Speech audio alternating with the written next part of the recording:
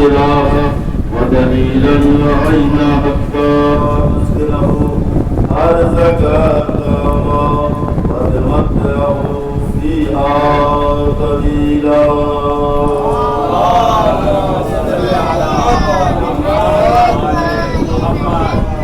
اللہ نے محترم بزرگان عزیز بڑے اختصار سے بیان کر کر آپ کی زحمت کو تمام کرنا ہے، کیونکہ وقت بہت زیادہ ہو چکا ہے اور اس سال نماز جمعہ کی وجہ سے مجالس و جلوسوں میں تاخیر ہوئی ہے، ورنہ اپنے مقرر وقت سے شروع کر دی جاتی تھی۔ تقریباً 3 سال سے اس مجلس کو پڑھنے کا شرف حاصل ہو رہا ہے، لہذا بڑے اختصار سے میں بیان کر کر آپ کی زحمت کو تمام کروں گا۔ ایام عزا ہے اور ایام عزا کی مجالس ہیں، اور ظاہر سی بات ہے کہ ایام عزا میں مجالسیں بہت کوتاہ ہونی چاہیے، کیونکہ سلسلہ جاری رہتا ہے عزاداری کا، نظم و نیاز کا، لہذا ذاکر اور عالم کا فریضہ یہی ہوتا ہے کہ وقت کا لحاظ کریں۔ ارشاد ہو رہا ہے خلقنا الانسان من دین، اللہ نے کہا ہم نے انسانوں کو مٹی سے بنایا ہے۔ عزیزان محترم، آپ یہ نہ سمجھیں کہ عزادار کی کوئی اہمیت نہیں ہوتی، اور ہمارے یہاں ہمارے قوم میں جتنی اہمیت عزاداری کی ہے اتنی ہی اہمیت نماز کی۔ لوگ یہ نہ سمجھیں کہ ہم نماز کی اہمیت نہیں جان رہے ہیں، ہم نماز کی اہمیت بھی جان رہے ہیں، عزاداری کی اہمیت بھی ہم سمجھ رہے ہیں۔ ظاہر سی بات ہے کہ عزاداری اور نماز کیا ہے؟ آج لوگ کہتے ہیں مولانا عزاداری افضل ہے، نماز افضل نہیں، لیکن نہیں، تاریخ کا جملہ یہی ہے نا کہ نہ عزاداری نماز سے جدا ہے، نہ نماز عزاداری سے جدا ہو سکتی ہے۔ دونوں ایک۔ اور تاریخ کا جملہ آپ دیکھ لیں کہ امام سجاد نے جتنی نمازیں پڑھی ہیں اتنی عزاداری بھی برپا کی۔ بے شک نماز میں اگر امام سجاد مصروف رہتے تھے تو اتنی عزاداری بھی امام سجاد برپا کی ہے، لہذا نماز اور عزاداری جدا نہیں ہو سکتی۔ اور عزیزان محترم، اسی لیے اگر نماز قبول ہو جائے، معصومین کی حدیث ہے نا کہ اگر نماز قبول ہو گئی تو سارے ارکان کو قابل قبول کر لیا ہے۔ کیا کہنا بے شک۔ لیکن اگر نماز رد ہو گئی تو کوئی ارکان ہمارے قابل قبول نہیں ہے، لہذا ہمیں نماز کی اہمیت سمجھنی چاہیے۔ اور عزیزان محترم، اسی لیے اگر ہم نے عزاداری کر لیا، نماز نہیں پڑھا، نماز کی اہمیت نہیں سمجھے، تو معصومین نے کیا کہہ دیا؟ معصومین نے یہی کہا نا اگر نماز قبول ہو گئی تو عزاداری بھی قبول ہے، اگر نماز قبول ہے تو روزہ بھی قبول ہے، اگر نماز قبول ہے تو حج بھی قبول ہے، اگر نماز قبول ہے تو زکوٰۃ بھی قبول ہے، اگر نماز قبول ہے تو جلوس بھی قبول ہے، اگر نماز قبول نہیں ہے تو مجلس بھی قبول نہیں ہوگی، روزہ بھی قبول نہیں ہوگا، حج بھی نہیں قبول ہوگا۔ لہٰذا کوشش ہمیں یہی کرنی ہے کہ پہلے نماز کو قبول کر لیں، جب نماز قبول ہو جائے گی تو ہماری مجلس بھی قابل قبول ہوگی۔ صلوات بھیجیے محمد والے۔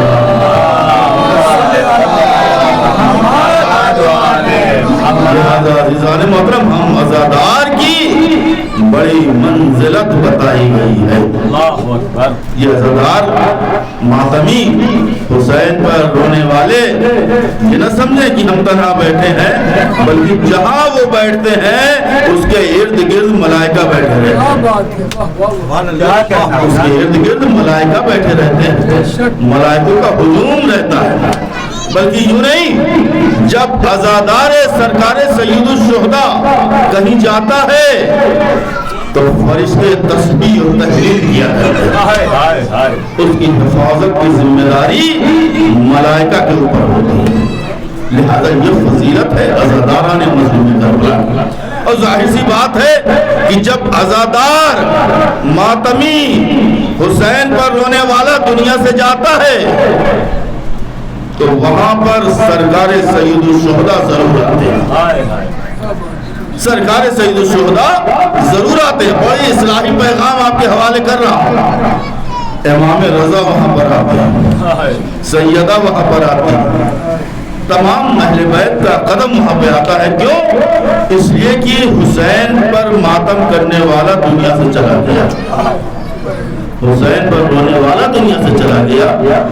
اب عزیزان محترم جب ماتمی اور عزادار دنیا سے جاتا ہے تو جب اہل بیت اس کے پاس آتے ہیں تو ملک الموت اگر آئے گا تو کیا روح قبض کرے گا؟ نہیں، سیدہ سے اجازت لے گا، مظلوم کربلا سے اجازت طلب کرے گا، پھر روح کو قبض کرے گا. اتنی فضیلت ہے عزادار کا. اور ظاہر سی بات ہے کہ جب سیدہ موجود رہیں گی، حسین موجود رہیں گے تو اجازت طلب کرے گا یہ آپ کا عزادار ہے، بتائیے روح قبض کر لوں. جب مظلوم کربلا اور سیدہ اجازت دیں گی تب روح قبض ہوگی. کیا اس کے سینے سے روح قبض کروں؟ تو سیدہ کیا کہیں گے؟ اس کے سینے سے روح قبض کرے گا جس سینے پر اس نے ہزاروں بار یا حسین کہہ کر ماتم کیا. کیا اس کی آنکھوں سے روح قبض کر لوں؟ کیا اس کی آنکھوں سے روح قبض کرے گا جس آنکھوں سے اس نے ہزاروں بار مظلوم کربلا پر گریہ کیا. اور میں اپنے رومال سے اس کے آنسوؤں کو صاف کیا. اتنی آسانی سے اس کی روح قبض نہیں ہوگی. سیدہ بتائیے عزادار کی روح کیسے قبض ہوگی؟ سیدہ نے آواز دیا جا جنت سے پھول لے کر آ، جا جنت سے گلاب لے کر آ، میں اپنے عزادار کو سنگھاؤں گی اور اس کی روح بآسانی قبض ہو جائے گی. صلوات کیجیے محمد والے.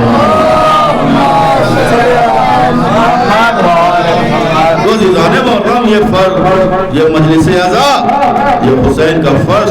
ظاہر سی بات ہے جہاں پر بھی بچتا ہے وہاں ملائکہ کا ہجوم رہتا ہے، فرشتوں کا ہجوم رہتا ہے. اور یہ عزاداری کیا ہے؟ یہ مجالسیں ہم جو کر رہے ہیں ہر عزا خانے میں، یہ جلوس ہم نکال رہے ہیں روڈوں میں، یہ کیا ہے؟ یہ اس بات کا ثبوت ہے اور اس بات کی زندہ دلیل ہے تاکہ دوسرے مذاہب کے لوگ یہ سمجھ جائیں کہ یہ قوم ظالم کے ساتھ نہیں ہے، یہ قوم مظلوم کے ساتھ ہے. صلوات بھیجیے محمد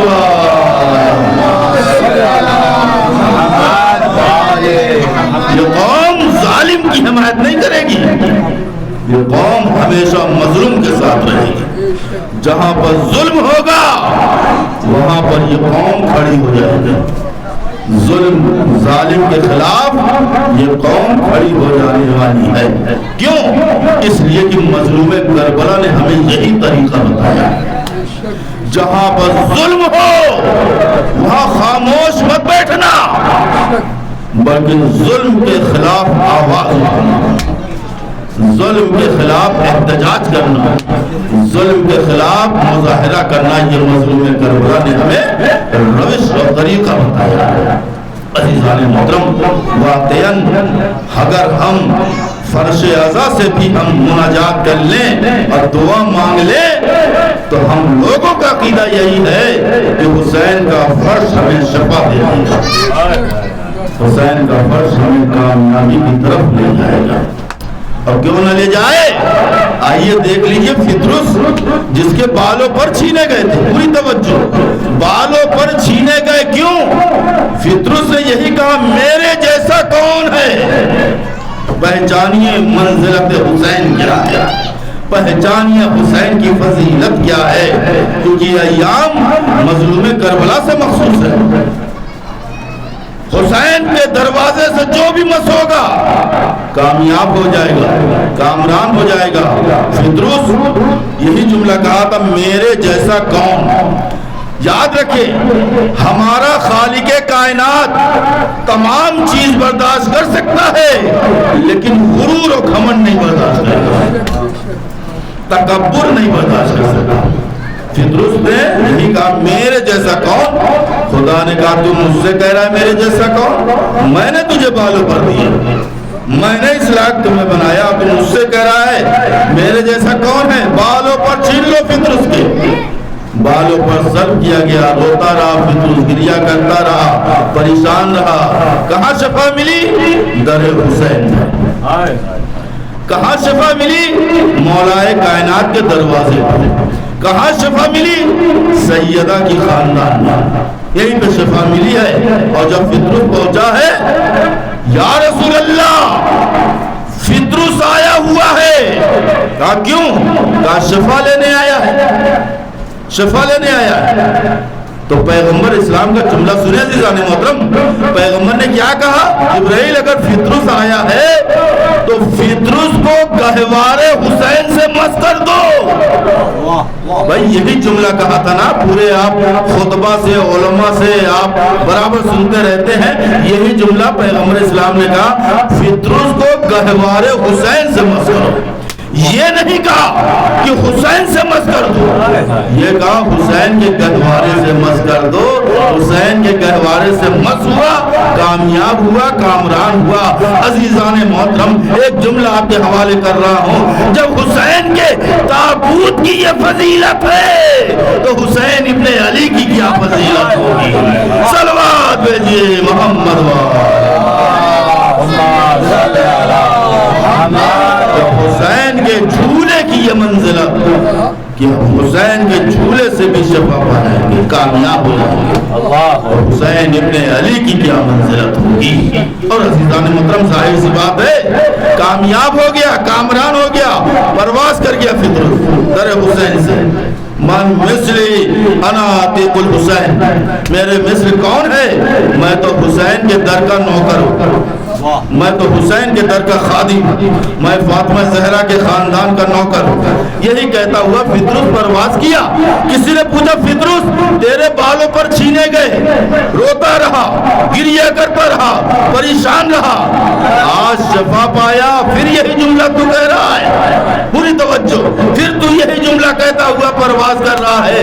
فطرس نے آواز دیا نادان تمہیں نہیں معلوم ہے یہ اہل گہرے کا دروازہ نہیں ہے، یہ حسین کا دروازہ ہے، یہ فاطمہ زہرا کا گھر ہے، یہ مولائے کائنات کا گھر ہے، یہ اہل بیت کا خاندان ہے. یہاں سے انسان کو جو چیز عطا کر دی جاتی ہے کبھی واپس نہیں لی جاتی ہے. صلوات بھیجئے محمد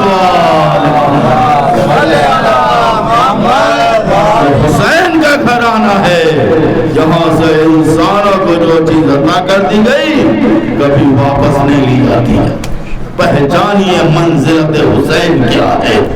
پیغمبر اسلام جیسا نبی، پوری تاریخ آپ دیکھ لیں، پیغمبر اسلام جیسا نبی جسے اللہ نے کبھی طٰہٰ کہا، کبھی یاسین کہا، کبھی مزمل کہا، کبھی مدثر کہا، کبھی یہ کہہ رہا ہے وَمَا أَرْسَلْنَاكَ إِلَّا رَحْمَةً لِلْعَالَمِينَ کا مصداق بھی پیغمبر اسلام کو اللہ نے دیا ہے.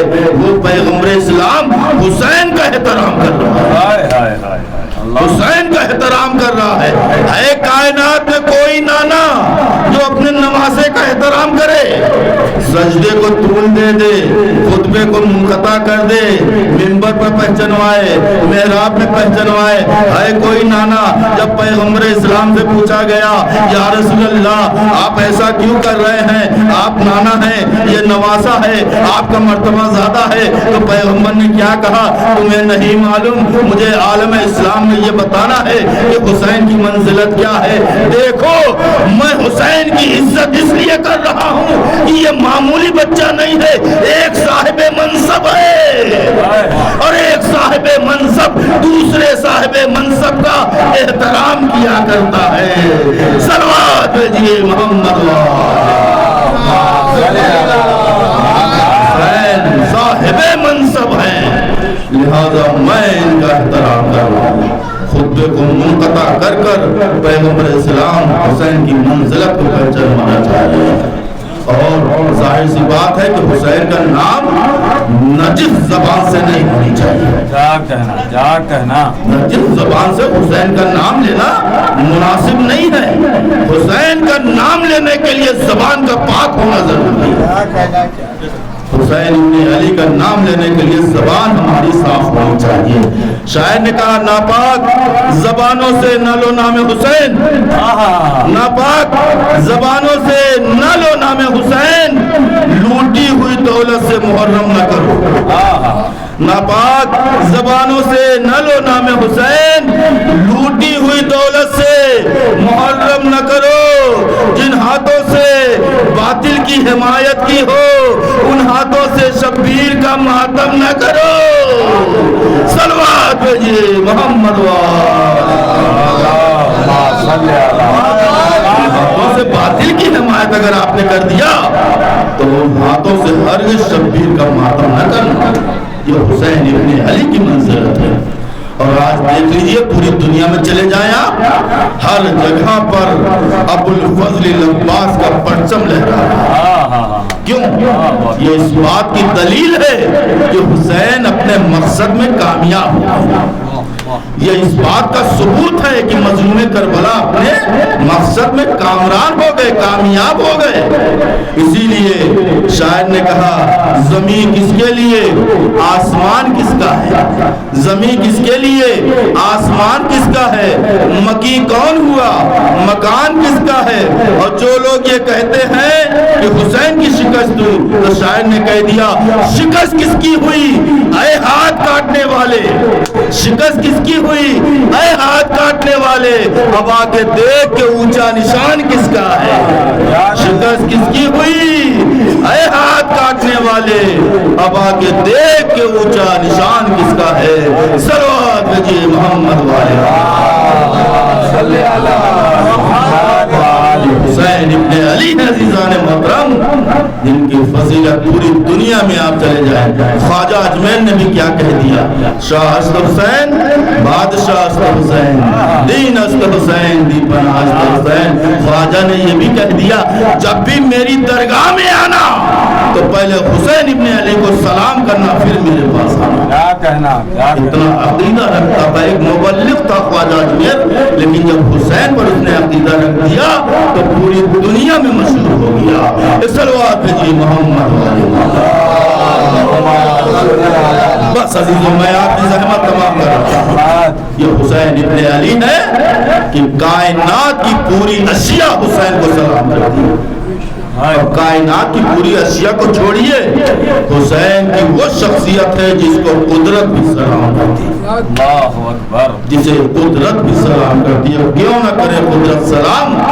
اس لیے کہ مظلوم کربلا نے وہ قربانیاں کربلا کے میدان میں پیش کر دیا کہ لوگ مجبور ہو گئے کہ حسین جیسا بادشاہ دنیا میں نہیں ہے.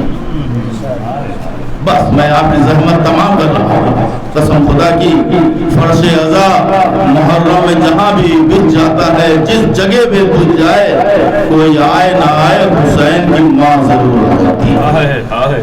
حسین کی دکھیاری ماں آپ کے ساتھ بیٹھی ہوئی ہے، گریہ کر رہی ہے. آئے میرا لال میرے میرے لال پر میرا عزادار گریہ کر رہا ہے، میرے لال کا ماتم کر رہا ہے، میں اس کے آنسوؤں کو لے کر روز محشر اس کی شفاعت کراؤں گی، اس کی شفاعت کراؤں گی۔ اے عزادارو، قسم خدا کی ابھی آپ کے سامنے علم بھی برآمد ہوگا، ابھی آپ کے سامنے ذوالجناح بھی برآمد ہوگا، ابھی آپ کے سامنے حسین کا تابوت بھی برآمد ہوگا۔ اے عزادارو، سن سکیں گے جب حسین 28 رجب کو مدینے سے چلے تھے تو کس انداز سے مظلوم کربلا جا رہے تھے؟ عباس کو بلاتے ہیں مظلوم کربلا، اے عباس ادھر آؤ۔ عباس آتے ہیں، کہا عباس جو کربلا جانا چاہتے ہیں اس کا نام تحریر کرو۔ ابو الفضل العباس آتے ہیں قلم اور کاغذ لے کر، سن سکیں گے عباس قاسم کا نام تحریر کرو، قاسم کربلا جائیں گے۔ عباس علی اکبر کا نام تحریر کرو، علی اکبر کربلا جائیں گے۔ اے عباس بہن زینب کا نام بھی تحریر کرو۔ تاریخ یہی بتاتی ہے کہ جیسے ہی مظلوم کربلا نے کہا زینب کا نام عباس لکھو، عباس کا ہاتھ کانپنے لگا، عباس کا ہاتھ لرزنے لگا۔ آواز دیتی ہے زینب، اے عباس، ارے جس طریقے سے تم زینب لکھنا چاہ رہے ہو اسی طریقے سے تمہاری بہن زینب کربلا سے کوفے سے شام کا دورہ کرے گی۔ یہی زینب اجرکم اللہ، مولا آپ کو سلامت رکھے۔ عزادارو، آپ کے آنسو رومال زہرا میں جا رہے ہیں۔ اے عزادارو، ایک مرتبہ عباس علم لے کر آگے آگے جا رہے ہیں۔ جناب زینب نے کیا کہا؟ بھیا حسین، میرا عباس کہاں گیا قافلے میں؟ حسین نے کہا عباس علم لے کر آگے آگے جا رہے ہیں۔ زینب نے آواز دیا، عباس سے کہہ دو زینب بلا رہی ہے، عباس سے کہہ دو زینب یاد کر رہی ہے۔ عباس زینب کے پاس آتے ہیں۔ زینب نے آواز دیا، عباس قافلے کے آگے آگے کیوں جا رہے ہو؟ زینب نے آواز جیسے ہی یہ کہا، عباس نے آواز دیا، بہن زینب میں قافلے کے آگے آگے ارے اس لیے جا رہا ہوں راستہ چلنے والوں کو ہٹاتے ہوئے جا رہا ہوں۔ اے راستہ چلنے والوں، آج اپنا راستہ بدل دو، ادھر سے میری بہن زینب آ رہی ہے، عباس کی بہن زینب آ رہی ہے، علی کی بیٹی زینب آ رہی ہے۔ لیکن عزادارو سن سکیں گے یہی زینب جب 11 محرم کو چلی ہے تو فرات کی طرف رک کر کے آواز دیتی ہے، اے میرے غیرتدار بھائی، اے میرے غیرتدار بھائی عباس، بڑی شان سے بہن کو لائے تھے،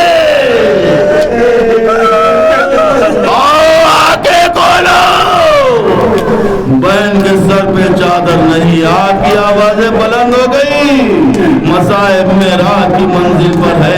اے عزادارو، ذوالجناح آپ کے سامنے برآمد ہوگا نا، علم آپ کے سامنے برآمد ہوگا نا۔ میں عزادارو بس ایک جملہ کہہ کر زحمت تمام کرنے والا ہوں۔ اے عزادارو، جب حسین گھوڑے پہ سوار ہوئے تھے نا، میدان کربلا کی طرف گئے تھے، تو ایک مرتبہ ذوالجناح جب آگے نہیں بڑھا تھا، حسین نے یہی کہا تھا نا، اے ذوالجناح یہ آخری سواری ہے، حسین کو مقتل تک پہنچا دے، حسین کو کربلا تک پہنچا دے۔ ذوالجناح نے یہی کہا تھا، میری کیا مجال کہ میں آگے نہ بڑھوں؟ ارے میں آگے کیسے بڑھوں؟ آج میرے سیموں سے آپ کی چہیتی بیٹی سکینہ لبٹی بہن کر رہی ہے، اے میرے بابا کے گھوڑے، میں یتیم ہو جاؤں گی، میں اسیر ہو جاؤں گی۔ اجرکم اللہ، مولا آپ کو سلامت رکھے۔ بس عزادارو زحمت تمام کر رہا ہوں۔ مظلوم کربلا میدان کربلا میں پہنچے، جنگ کرنا شروع کیے، ہزاروں ظالموں کو واصل جہنم کیا۔ لیکن عزادارو 57 برس کا بوڑھا امام، لاشوں پہ لاشوں اٹھانے والا امام، ارے کب تک جنگ کرتا؟ گھوڑے پر سے زمین پر آیا، امام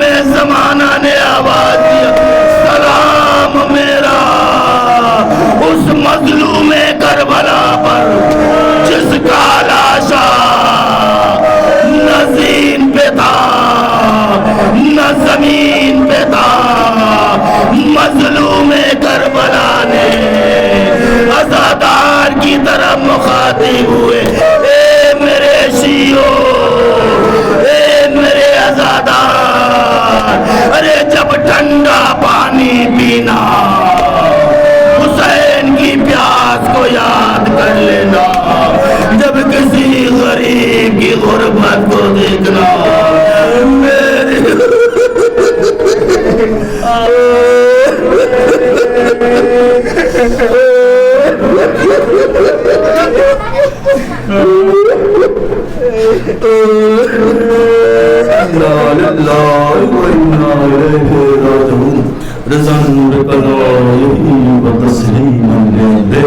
پروردگار اہل بیت کا واسطہ میرے اللہ ہماری اس مختصر سی عبادت کو اپنی بارگاہ میں قبول و مقبول پروردگار اہل بیت کا واسطہ شہدائے کربلا کا واسطہ میرے اللہ جو لوگ مشکلات میں ہیں پریشان حال ہیں ان کی پریشانیوں کو دور فرما پروردگار بیمار کربلا سید سجاد کی بیماری کا واسطہ میرے اللہ جہاں جہاں بھی مومنین اور عزادار مریض ہے میرے اللہ امام سجاد کے صدقے میں اسے شفاء کاملہ واجلہ ہے پروردگار علی اکبر کی جوانی کا واسطہ میرے اللہ جو ہمارے قوم کے نوجوان بھائی بے روزگار ہیں روزی عنایت فرما جو روزی روزگار میں مصروف میرے اللہ ان کے کاروبار میں برکت عنایت فرما پروردگار امام زمانہ کے ظہور میں تاج فرما ماتم حسین یا حسین مہمان انجمن امام زمانہ سعادت بجلی کے ممبران سے صاحب بیعت سے التماس سے کہ آئیں اور نوحہ ماتم حسین ازلی برپا کریں. یا حسین یا حسین